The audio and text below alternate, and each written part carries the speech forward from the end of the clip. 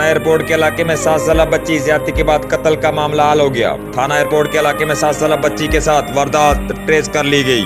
CPO Rawalpindi Mohammad Faisal Rana के मुताबिक गुनाहगानी वारदात करने वाला सफाक मुलजम पुलिस ने गिरफ्तार कर लिया। मुलजम मकतूला का करीबी अजीज निकला। 7 साल बच्ची को घर में ज्यादती के बाद कत्ल कर दिया गया। हमारे थाना एयरपोर्ट के इलाके में गुलरेज कॉलोनी है, वहाँ पे एक मासूम बच्ची सिद्रा, उसके साथ एक रात को वाक़या पेश आया था। उसको ज्यादती के बाद कत्ल कर दिया गया।